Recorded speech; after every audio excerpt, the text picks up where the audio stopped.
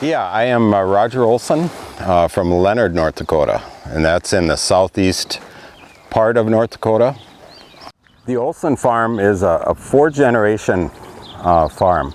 We're on our fourth generation with my sons. It was started by my great uncle and my grandfather in 1919. We run three Challenger tractors. That's 875, 855, and 765.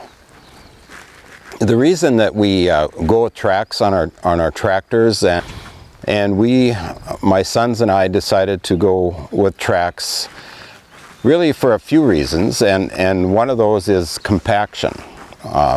We can tend to compact our soil with the wheel tractors, and we see less compaction with the tracks.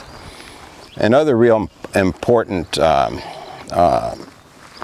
benefit to tracks in our area is just the ability to work with wet conditions and being able to get our crop in a timely fashion.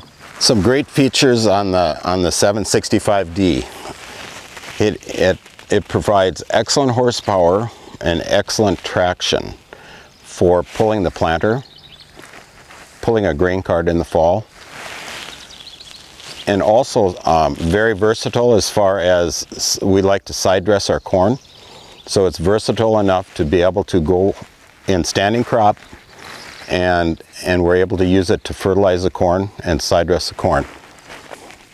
And actually this 765D is the second 765 that we've owned. We purchased one of the first models in 2002. And we're seeing, between that model and this model, we're seeing definite improvement in fuel economy per acre, and also the quietness of the cab is just very improved over the first tractor that we had.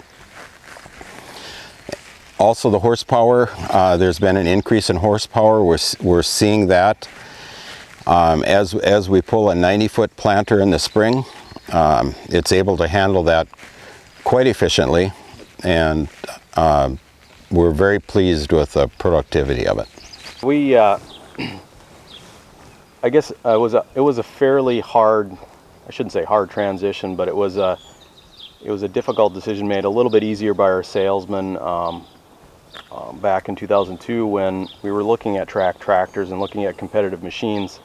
And when you were looking at a new company and in the Challenger line, and they were a company kind of in transition from going from cat egg and going to AGCO, and it was kind of an unknown commodity, what was going to happen with that, and we were going with the known commodity with the competitive tractor, and the salesman really made the sale on that, and the new features I thought we were going to gain from going with AGCO, and we haven't been disappointed, I guess, in that. Well, I'd just like to reiterate too on Butler service, and as far as company-wide, Butler service is a bar that's set for any other ag company, or for that matter of fact, any company that services anybody should be looking as them as an example, because it's just exemplary, and everybody we work with there is just I mean, I wish we would have made a change sooner. It's just been exemplary. The response is just, when we have something, when we need service, the response is just awesome.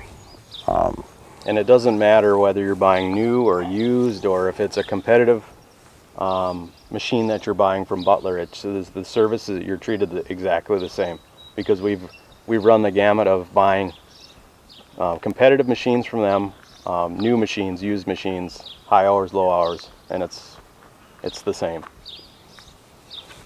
It's really been a treat for us on this end, when you know you don't have that headache of, okay, what kind of service am I going to get today, you know, with a competitive or somebody else, and you just know you're not going to have to deal with that, and you have plenty of other decisions to make. And when you make that phone call and you know that it's going to be taken care of in a timely fashion, it's going to be fixed, it's one less thing you have to worry about. So and they'll stay on the job. They'll stay here until it is fixed. That's so important, and they don't care what time it is, what time of day. The competitor would say, well, you know what, we'll get to you tomorrow because, you know, we're closing now, and our service people, you know, aren't available.